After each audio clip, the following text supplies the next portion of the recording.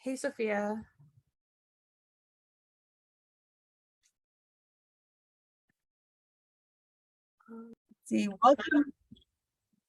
Welcome everyone. We are taking a few minutes just to make sure everyone joins the webinar, and then we will get started. So let's just make sure we've got as many people in before we start. Just to introduce myself, my name is Dr. Sophia Marjanovic. I'm the bilingual senior organizer here at the Center for Science and Democracy at the Union of Concerned Scientists.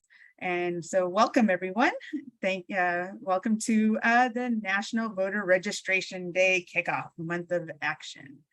Looks like we've got the majority of the people that are here, and we'll have them trickle in as they do.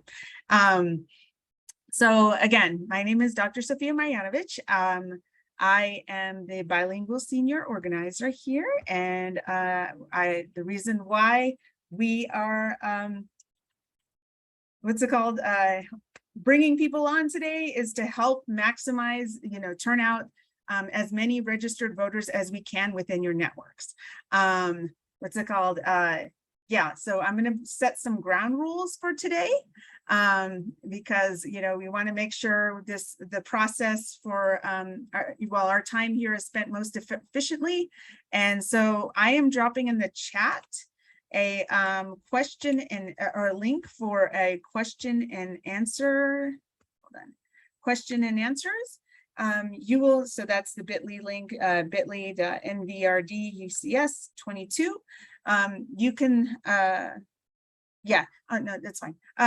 Yeah, so you can use that link to ask questions, because we will disable the chat once we have the speakers start, because we always have in past experiences, people often find the chat distracting. So if you want to ask questions, we'll have you enter them into the that bit.ly link, so that when we get to the question and answer session, we can effectively move through questions. Okay, and so with that, we will disable the chat for right now, so that you can only contact, well, we would like you to reach out to the CSD Zoom account. So that's Bria Monrose at the CSD Zoom account. So you will please direct all your questions, and let me put that also in the chat. Please direct questions to CSD Zoom account. All right, and so with that, I will introduce Dr. Nicole Williams, who will talk to Dr. Nicole, I'm sorry, not Dr. So Nicole Williams from, I always do that, sorry, from 500 Women Scientists. They have a background in marine biology, and they are the Director of Outreach. Take it away. All right, thank you. So I'm just going to share my screen with you all really quick. I have a few slides prepared.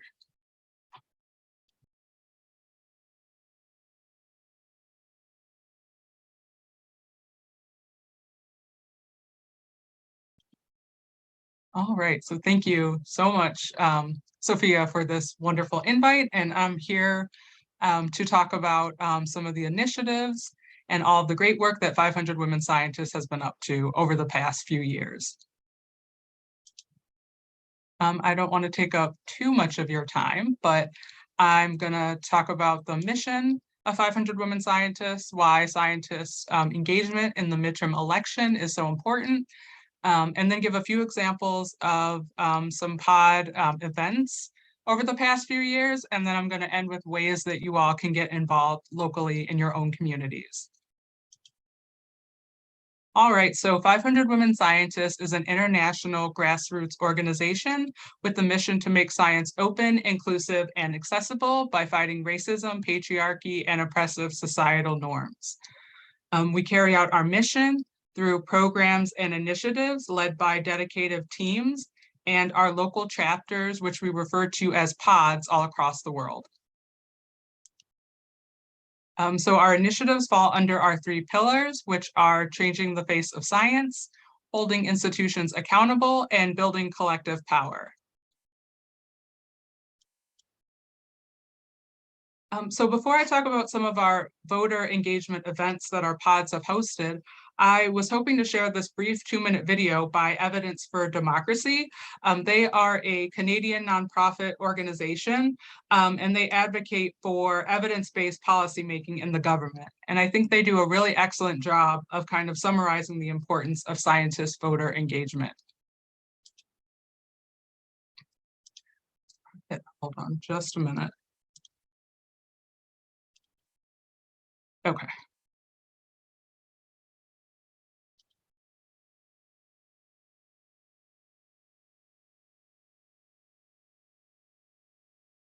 I think we're missing the audio, unfortunately. Oh, shoot, you can't hear the audio. No, it was not even. Okay. Yeah, we might have to make you host in order to share your volume. Oh, is that hard to do? Okay, sorry about that. No, not a problem. Wait, let me just get that fixed right away. Okay.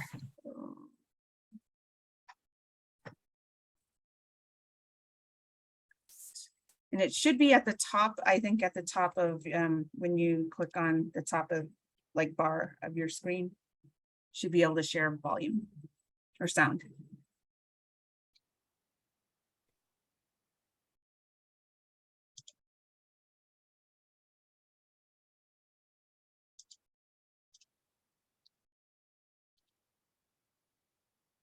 Try me.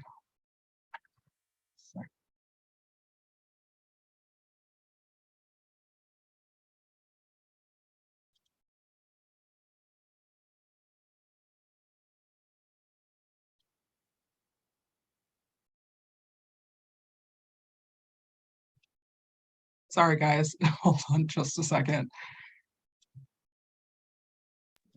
I don't see anything on here that has.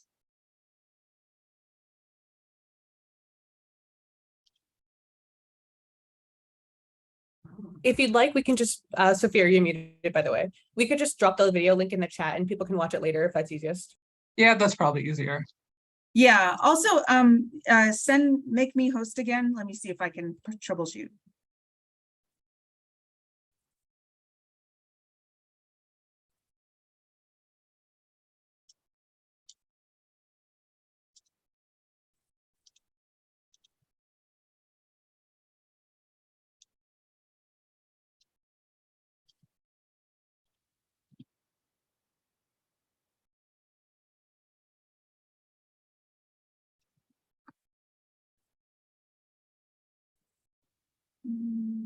Let's see.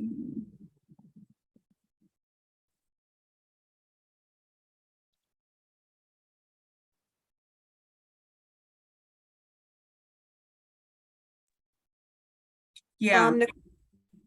Sorry. Yeah. Yeah, can you add the video to the chat just for people, just so they have it, just in case we need to move on? I'll do it. I guess I'll just do it after. Okay. I'll do it after my presentation. Okay, sorry about that.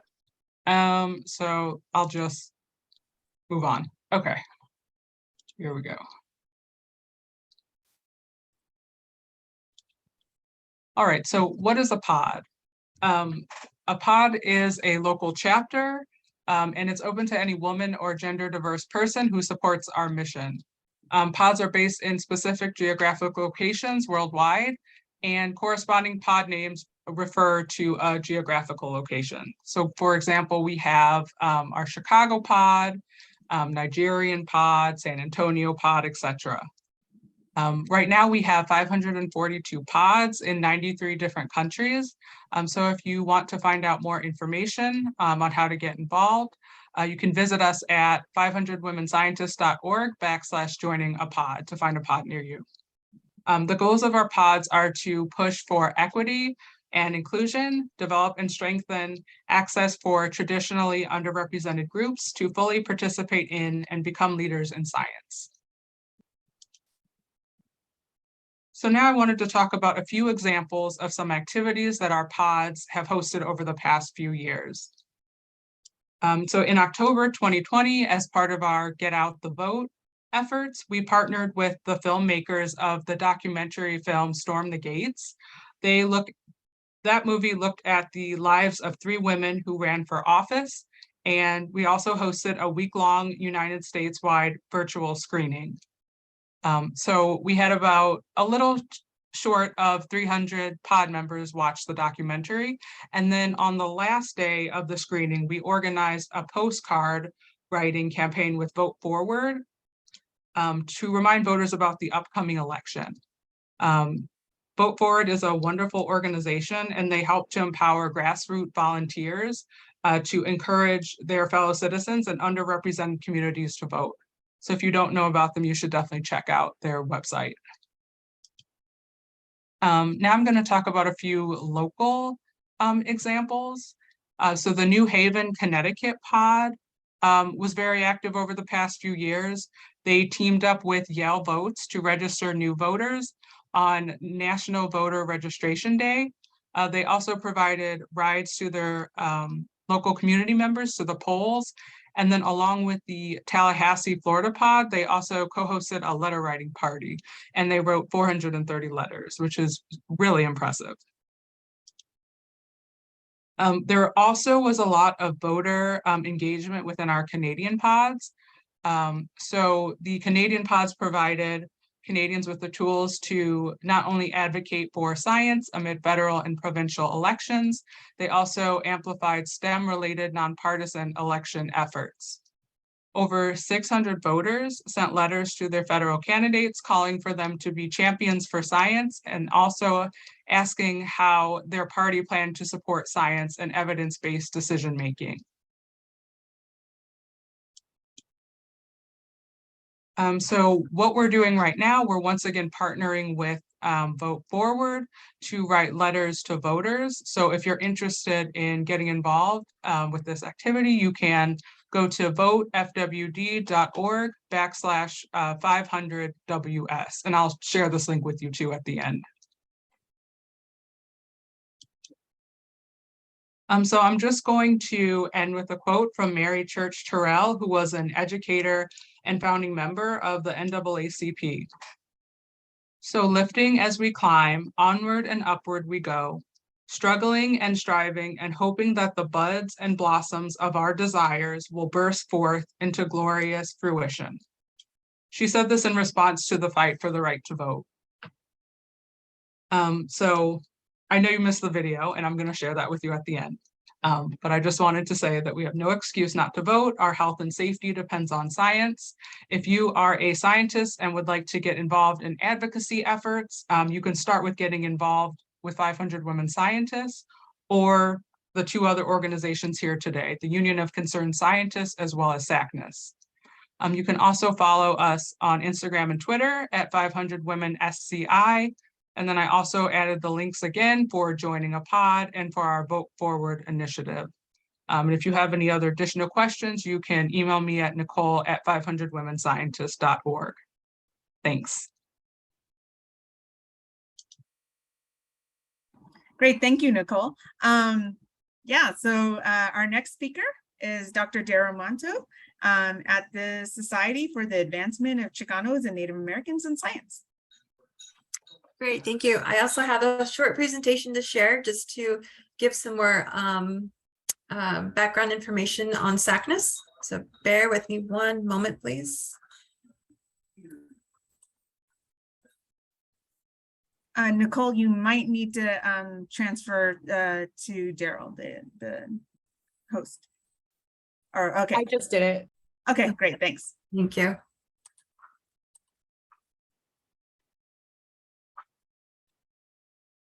Right.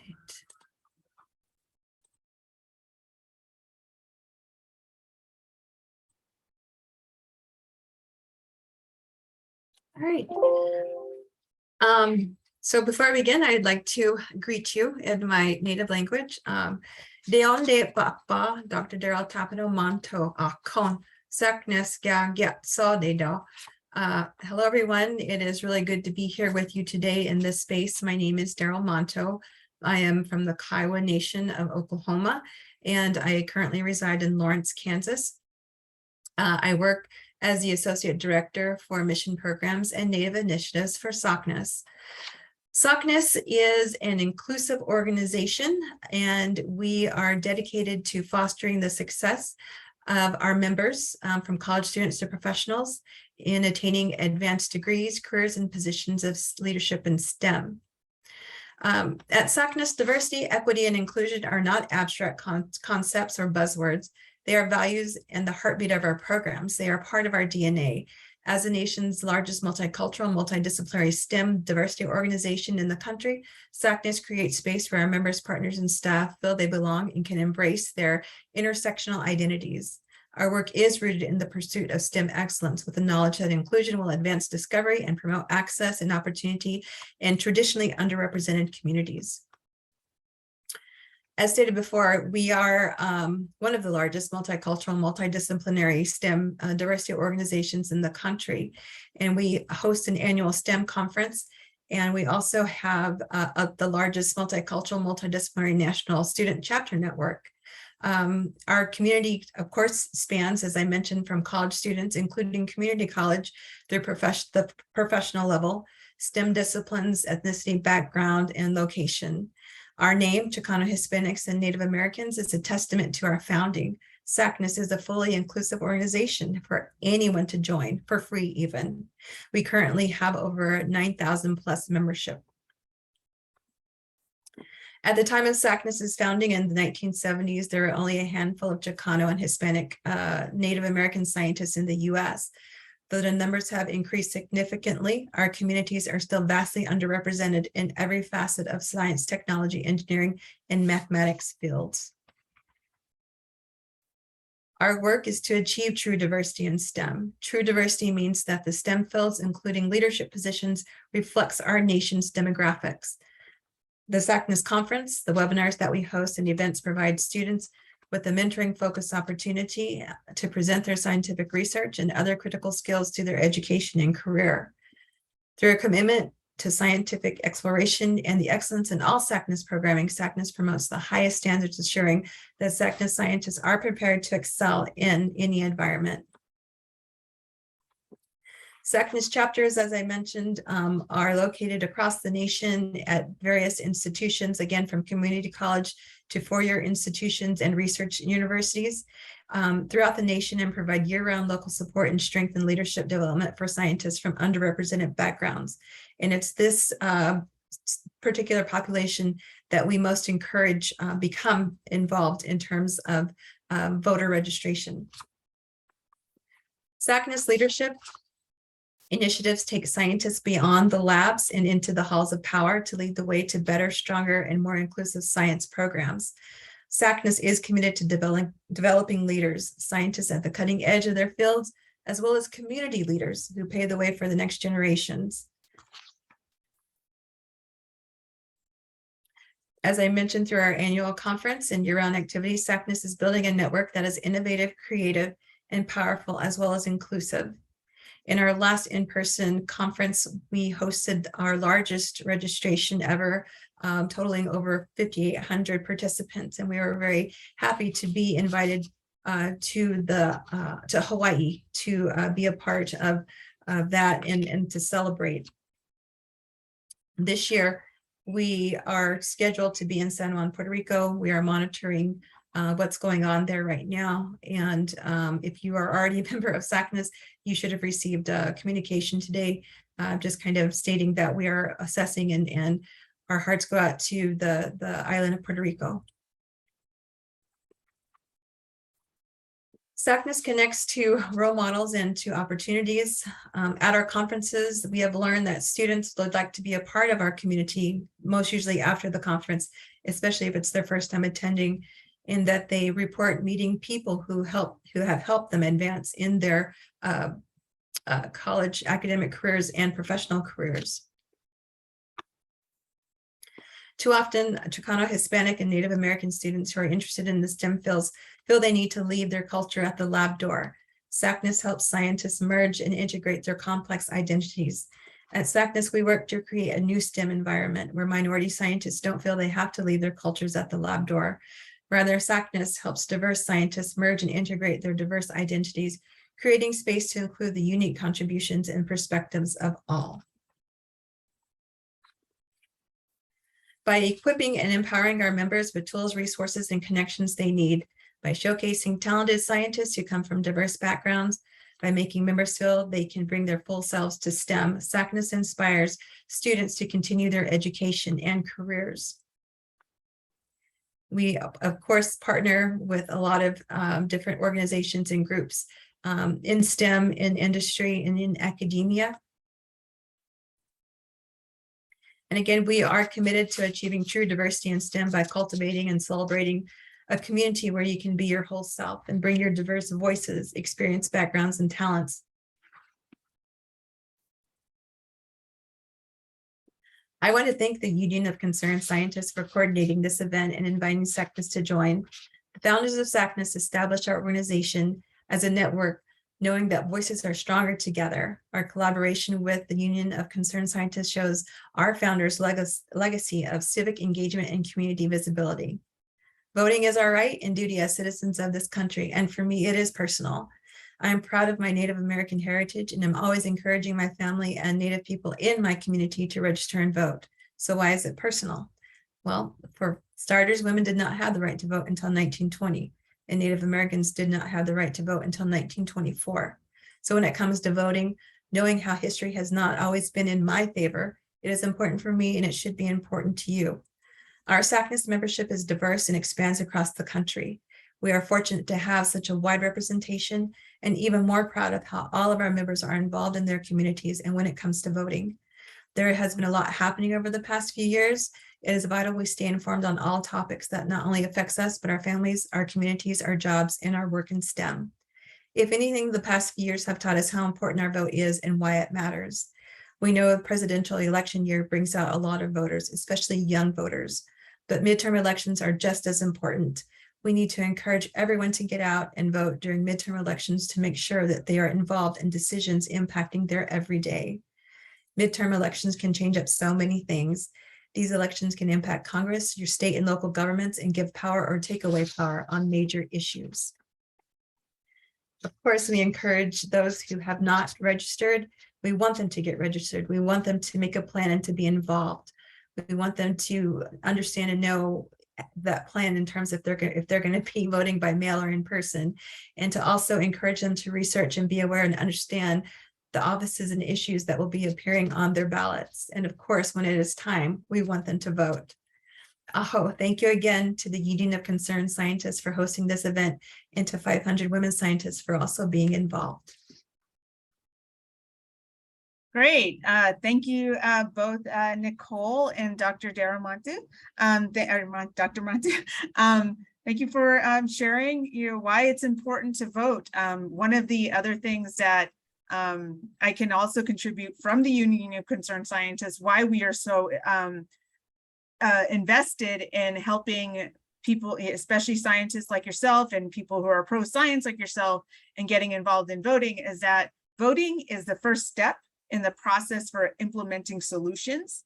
So if you want funding for research, if you want to ensure protections for academic freedom, if you want environmental protections, if you want access so that you can have access to clean water, clean air, and clean spaces, if you want to ensure your bodily autonomy, if you want to ensure health, access to healthcare, and you want protections against bigotry and hatred, or securing enough funding for public schools, you need to first vote to get the elected representatives who are most going to represent, to implement the solutions that you deserve.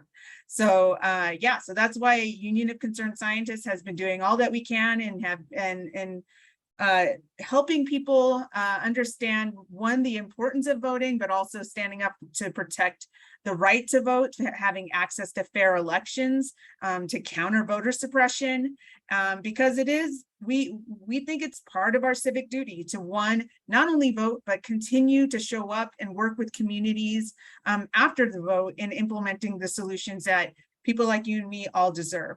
And you may or may not have heard this already, but unfortunately, so many attacks are on our fair access to vote. In the past, since 2020, there have been at least 19 states have enacted voter suppression bills. at least 33 voter suppression bills have been introduced since the 2020 general election.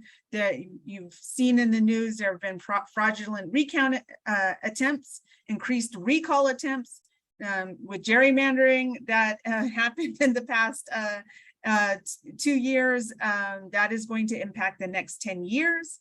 There is increased politicization of our state and federal courts. The filibuster has also prevented a lot of solutions from being implemented. Disinformation campaigns have also tried to divide, distract, delay, and demoralize people like you and me from even getting involved in voting. And then also the legislation that we've been working so hard in order to get implemented to protect fair access to voting. So the For the People Act, the John Lewis Voting Rights Advancement Act, and the Freedom to Vote Act, those haven't been implemented yet. So because we have all of these things that we're working against in this upcoming election, it is people like you and me who have to get involved and ensure that we reach out to our networks and make sure that we're doing all that we can to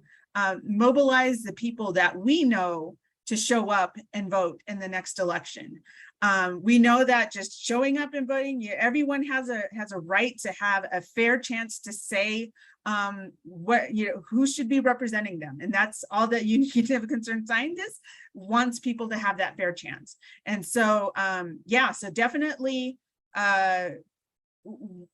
before we go into question, I'm sorry, we will go into question and answer, leaving off on that.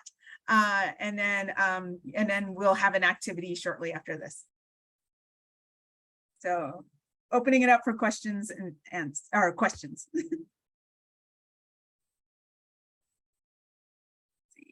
Have anything? I've just posted question 1 in the chat that was in the Google Sheets or Google page. Are there any UCS efforts to support or host voter registration events at high schools or college? Yeah, I can answer that. We actually have, I will put it in the chat, the signups form for a high school event we are having actually this coming Saturday. So Maryvale High School, which has the most concentrated Latina Native American, Latina community in Arizona, is we are having an event for just appreciating the culture, the agricultural innovations of especially Mesoamerican people. And so we will be celebrating the innovation of the corn tortilla, the innovation of corn as well, and that's very scientific, and the innovation of the corn tortilla. And we will have a resource fair basically where we will be registering voters. We will be talking about how to identify and counter disinformation, and various other community organizers will be providing, maybe tabling there and providing resources for the community to just thrive better, because we know that again, for a Union of Concerned Scientists, it isn't just always isn't only about the vote. It is also making sure we build power beyond the vote, because in order to implement solutions, we have to stay connected with each other and keep working together. And so, yes, we do have outreach in our high schools, as well as in the colleges. And so right after our event in Arizona at Maryvale High School, we will be having an event in North Carolina. So it's an HBCU fair, and we've been sending out the link with that. So if you definitely are interested, drop in the chat, or not drop in the chat, let Bria know. We can share with you the links for both of those events that Union of Concerned Scientists is sponsoring and hosting. Question 2, you want it?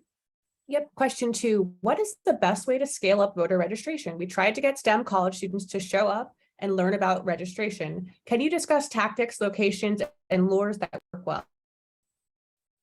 Any of our other speakers would like to go?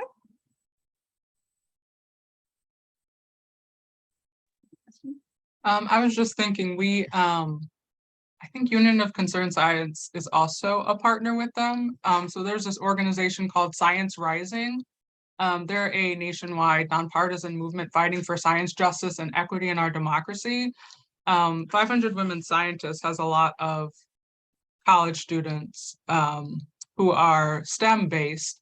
And so when we reached out to our 500 Women Scientist members, we told them about this amazing training that they had. So it was like I think it was like a few hour training. And then they got like a toolkit and the tools necessary to go into their own classrooms and go to their schools and kind of like tell other people why voting is so important. I think there might be one more voting training, and I can give that information to you, Sophia, so you could pass it along to everybody else on this call. Sure, great. Do you have any recommendations, Dr. Monteau? No, just I think what Nicole shared was really good. And I think like for SACNAS, we do a lot with our chapters.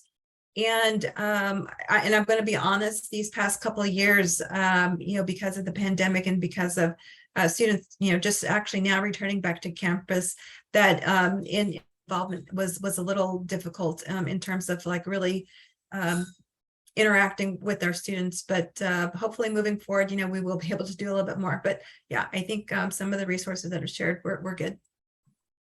Yeah, and then I can also add that, that brings us into the transition we'll be having after the Q&A session. We will be showing you what are the most effective ways to engage people and get them to register to vote. And the answer, honestly, is relational organizing. And what relational organizing is talking to people in your network who you already know, and just having very intentional, structured organizing conversations to get people to, one, register to vote, make sure they double check their registration to make sure they're really registered, especially with all the voter suppression tactics that are, just growing in this election. And then also helping people formulate a voting plan. And then also, basically those two things, if you do that with people in your network, research has shown that it has been the most effective way, and especially it's new.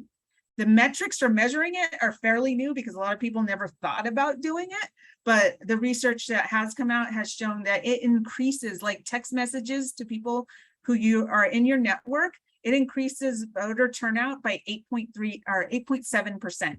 So, that's a fairly large margin, of getting people to turn out to vote. So it's people who you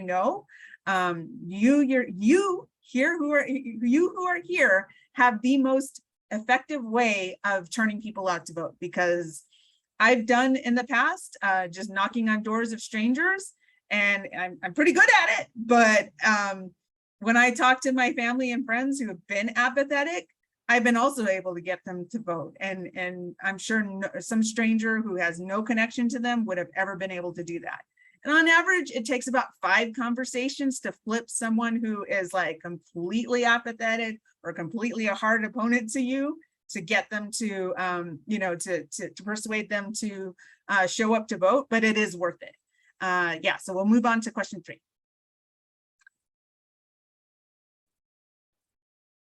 Sorry, I will read question 3. I'm a California resident. Here, voter participation and support for science-based decision-making is strong. What can I do to reach out to areas that are more at risk of disenfranchised? Excuse me, I mistyped the question. What can I do to reach out to areas that are more at risk of disenfranchising voters, especially voters who support science? Okay, so oftentimes the best way to, reach out to communities that are especially impacted by targeted for voter suppression is to work with the community organizers who most know them. And so I would honestly search out, well, and it's what Union of Concerned Scientists has been doing. We've been intentionally building up relationships with community organizers of especially highly targeted, communities that are targeted for voter suppression, to follow the lead of those organizers, because they know best about, how to structure messaging to the communities. And yeah, so basically I would just say, do some research to find out. And then you can also talk to us, you can follow up, and I'll put my email in the chat. You can, and I'm sure Nicole and Dr. Monteau have networks of community organizers that they work with, that we can connect you with on helping you navigate where to follow the lead of the people who have the most trust in, especially the communities that are highly targeted for voter suppression. Because I've done, again, I'll go back to some of my experiences in the past. I've gone to communities that are highly targeted for voter suppression, but because I was not part of the community, they didn't trust me. So I had to connect them with, community organizers that they did trust, because I was just some stranger to them. Okay, do we have time for one more question by any chance? Sure. Okay, question 4 is being dropped in the chat. Can you comment on F2F? I'm sorry, I don't know what that is, versus social media conversations. Sorry, I have a lot going on in the background here. Versus social media conversations in terms of effectiveness to get folks to register and vote. I can take it if anyone else wants it. I can tell you some of the science behind it. F2F being face-to-face. Thank you, everyone. Yeah. Yeah, so some of the science for that is that face-to-face is much more impactful than social media. There has been research done by various researchers who especially are just focus on, how to turn people out to not to vote, or even get them involved in showing up for legislative, pushes and that type of thing. Face-to-face is the most impactful. It also is the most impactful for legislative work, because again, when someone sees your emotions, how you're invested in it, it has a very strong psychological impact on people. Well, social media, it's very fast, it can be very quick. It doesn't always, it's not as effective, basically. So anything that's text and very trying to target a wide audience without being specifically tailored to the people, that is so face-to-face basically is more effective. All right, and oops, with that we will transition into helping you get involved in helping you mobilize people in your networks to register to vote. So yeah, what we are going to do is hold on, let me get I might have to send it to Bria, but I am going to add our voter guide, our voter guide that we have compiled for you. You put that, so it's our triple action voter guide, and there are some scripts in there that can help you. Bria, can you send that to everyone, or am I able to send it? Oh, I am able to send it to everyone. Never mind. I put in the chat. Thank you. Yeah, so what we will do is you have access to this guide. There are some scripts in there to help you start conversations for those face-to-face conversations, or even, just creating a small blurb, to send by text to people, or have that phone call with people in your networks. So definitely click on that. And what we will do is put you in, we will put you in breakout rooms. You'll have 5 minutes. So let's do about 2.5 minutes with each person. But yeah, definitely we'll put you in, we'll put you in breakout groups. You can practice either asking people to register to vote, or mobilizing people to have a vote. Well, let's do registering to vote. One of the best ways of starting that conversation is just asking, I'll give you a hint, is just asking people what they care about most. and then tying that in with how the solutions, or asking people what would they like to see most changed right now, and then telling them, oh, your solution is tied to voting, and figure out a way to tie it there. So with that, we will put you in groups of 2 and breakout groups so that you can practice, mobilizing a complete stranger, likely, and which is the hardest thing to do as opposed to the people you know. So you will have accomplished the most difficult thing right now. So Bria, can you put everyone in a breakout group? All right, great. Yeah, so how did that go, everyone? You can just come off mute and Also going to open the chat so anyone can discuss. Yep. okay, yeah, you can open the chat now. Yeah. I guess I could share, and I just dropped into my group really late, but I've been hearing that a more effective way to get non-voters to vote is to identify non-voters among your family and friends. And I just let this group know about this one app that I have loaded on my phone and I'm working with right now. It's called Impactive, IMPACTIVE, and I guess it's run by a group called Community Change. And what it does is it takes your cell phone information and it matches the names and the phone numbers with the voter files. And sometimes it doesn't do it very well because, maybe the person doesn't have the cell phone, but, you can actually do a trace, say, like Jane Doe in Ohio, age 25, and they can, it'll gin up, who it might be. And I've been able to find people that way. But what I like about it is it shows you who among your friends and families are frequent voters and infrequent voters. And it's really those people, the infrequent voters, that you want to, get, and I said my own experience with phone banking and trying to get non-voters to vote. That's hard. You have to do some deep canvassing with that. You really do. You have to find out, what they're about, why they're not voting, and try to give them a reason to vote. And with that, that's all I wanted to share. Thank you, Anne. Yeah, that's great.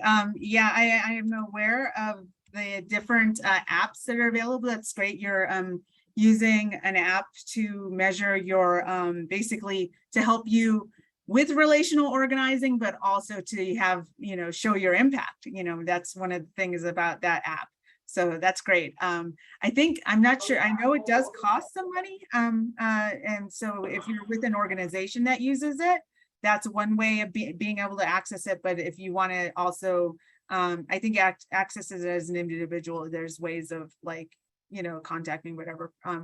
Yeah, but I didn't know it costs anything.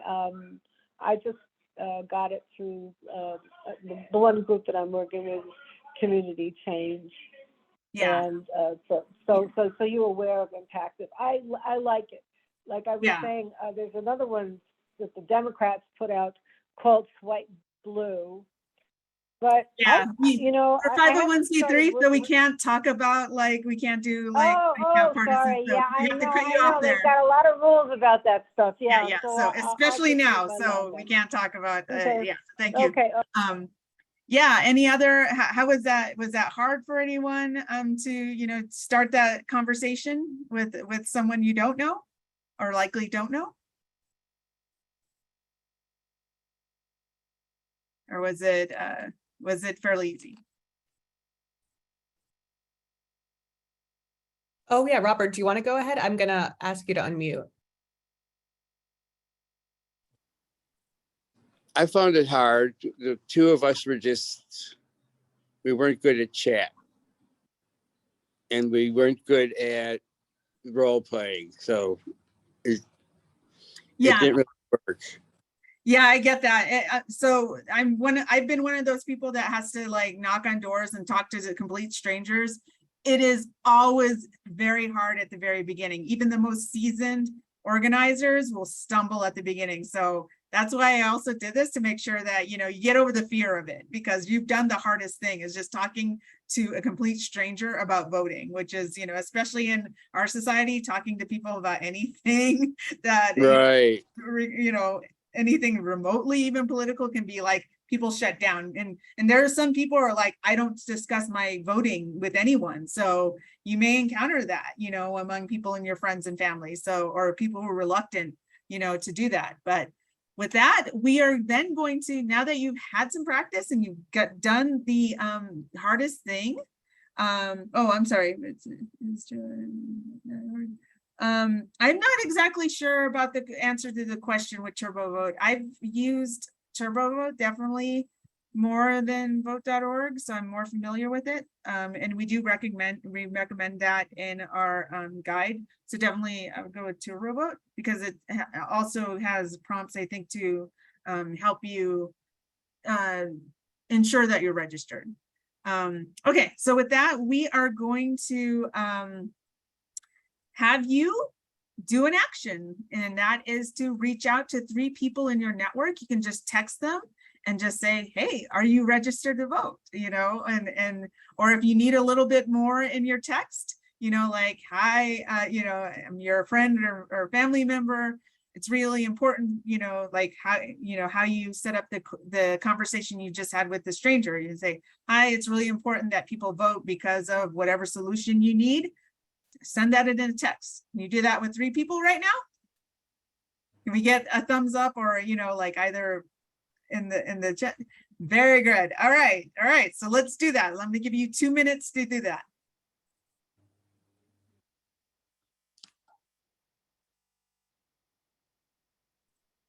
I'm sorry, what are we supposed to do? You know, you can text people or make phone calls of about 3 people in your network to ask them to register to vote. And if they are registered, then ask them if they have a voting plan.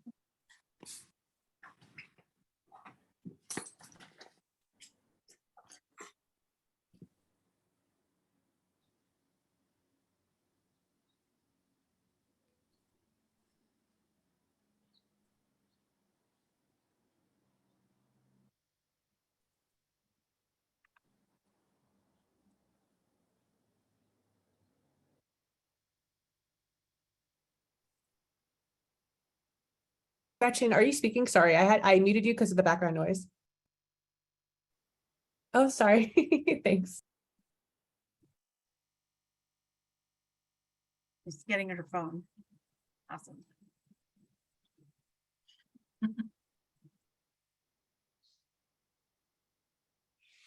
All right, got 1 more minute left. We'll give Gretchen an extra minute just because I know she was getting her phone. So, and then when you're all done doing that, can you add a +1 in the chat?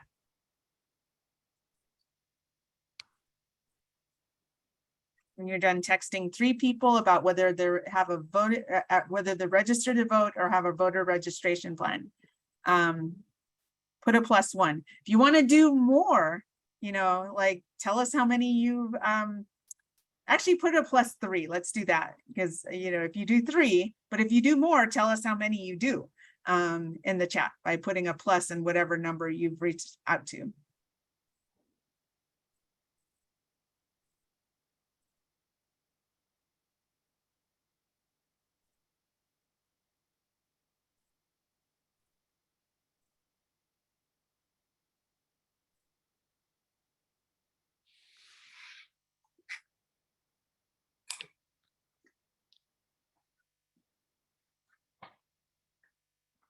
Great, thanks for your.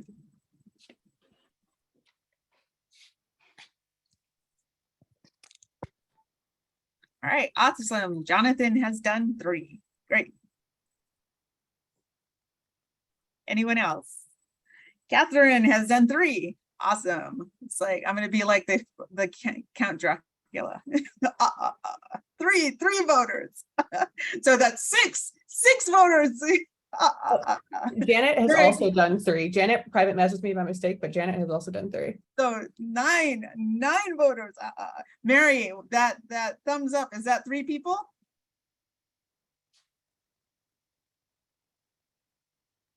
David, 2, Mary, 3. So 12 voters. David has done 2. So that's 15, right? That's 3, 6, 9.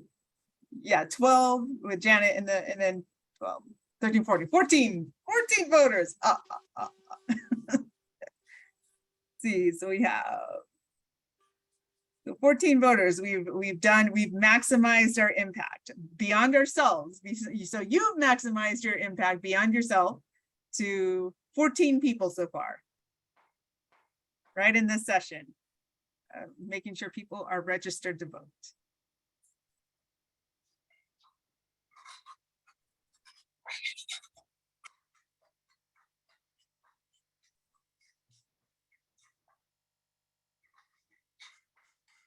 All right, any more? When you finish, put a +3 if you've reached out to 3, or if you've done more, put as many, you know, how many, the number you've reached out to in the chat.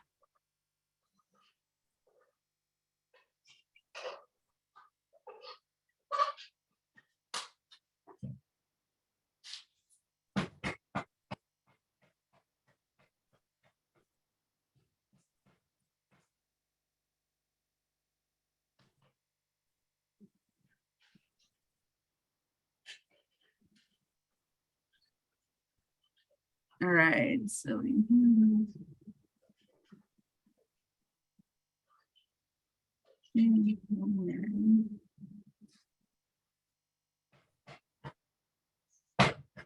Oh, and Gretchen has reached out to 2 people so far.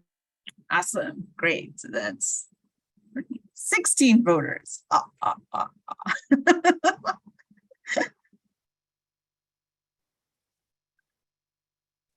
Let's see, 16. So Gretchen, let's see, Janet. So Lisa has reached out to 3 people. yeah, so it's Robert, Ann, and I think Lisa. We're waiting on, No, Lisa's reached out to 3 people. oh, 3? Okay, so that's, But some are just private messages by mistake, but they mean to post in Okay. public. okay, Jonathan. So 3, so it's at 16, 19, 21. And I think Robert, have you finished? Okay. All right, awesome. Yeah, it's so true, Mary. Yeah, when people move, they need that reminder. So you have to register every time you move.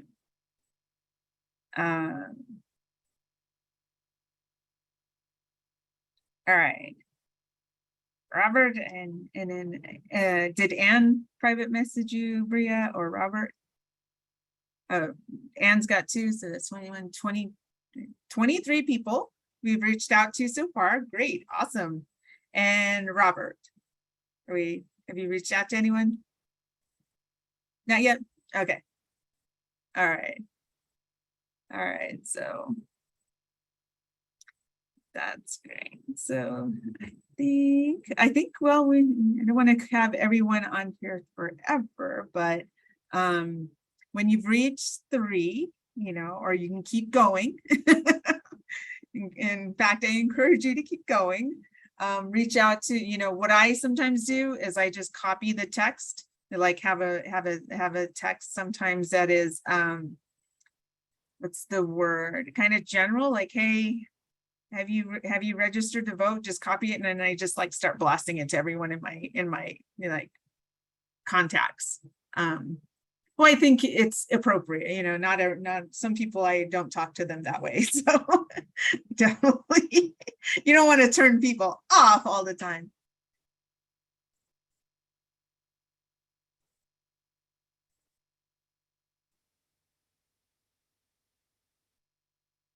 Oh, and Gretchen's gotten 1 more.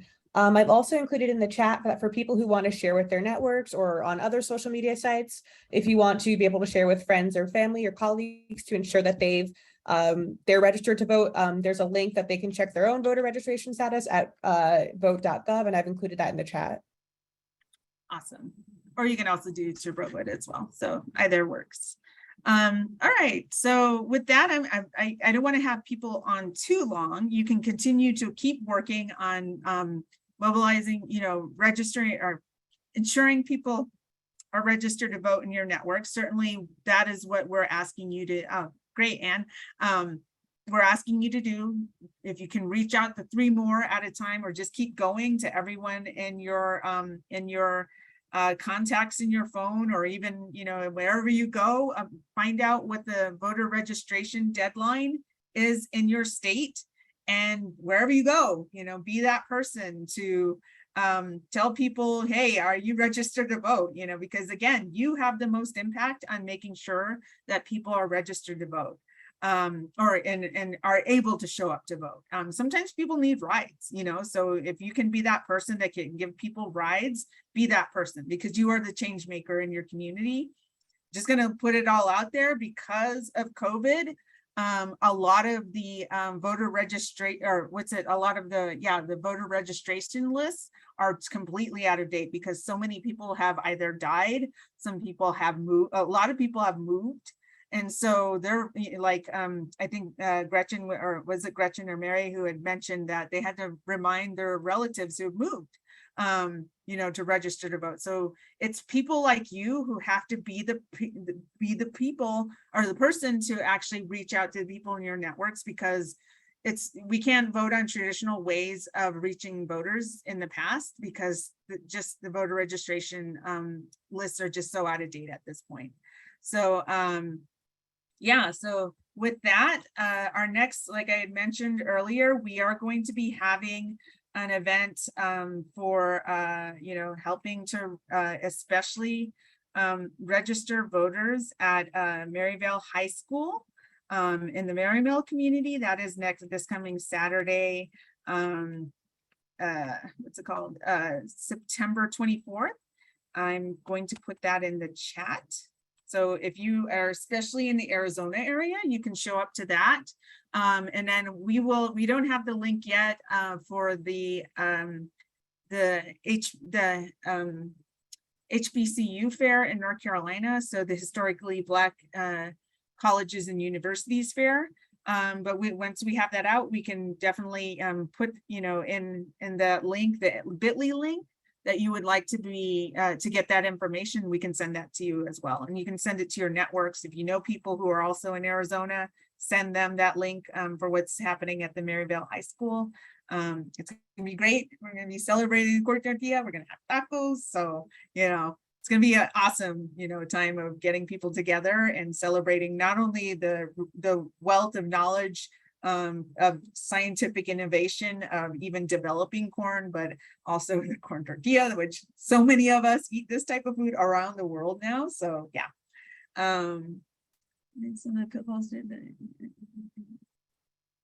Okay, I do see a question. What can we do to proactively avoid some of the pitfalls, tricks like exact name match that could also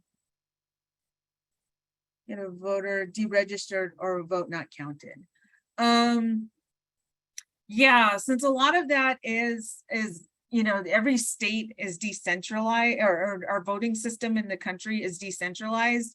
You know, there's just very specific laws in your county or in your state that are different from other states. The best thing to do in ensuring that your vote counts, especially if you have a mail-in ballot, is to take out your ID that is for your state, that where you're voting, and make sure the signature matches up as close as possible to that, to your, let's say, your driver's license. So where you're, you know, in the state that you're registered to vote. That is just what we've been talking about in general, and make sure that your name, your legal name, and your signature matches what is on record in your state or where you're voting. And sometimes you you know, you use what's it called, absentee ballots if you're, you know, away temporarily or whatever. But yeah, so yeah, with that, definitely, you know, show up, keep showing up, keep reaching out to people in your networks to make sure they're registered to vote or have a voting plan. It is people like you who are going to make that difference in ensuring that, one, everyone has a fair chance to vote, and then also everyone has a chance to get involved in implementing the solutions once the election is over. So these connections that you're having, there can be hard conversations to have, but this is the initial way that we start building power to ensure that we implement the solutions that you deserve. You have to just start talking to people. And again, you are the most effective change agent in your networks to make sure that people are organized. So you're the best organizer in your network. And thank you again, everyone. So yeah, for participating, and let's keep at it. All right. And we will be sending an email with all of the follow-up information, like the recording and everything after this. All right. Have a great evening, everyone. Oh, thank you, everyone. Thank you so much for spending your evening with us. We appreciate it. Thank you. Thank you. Bye-bye.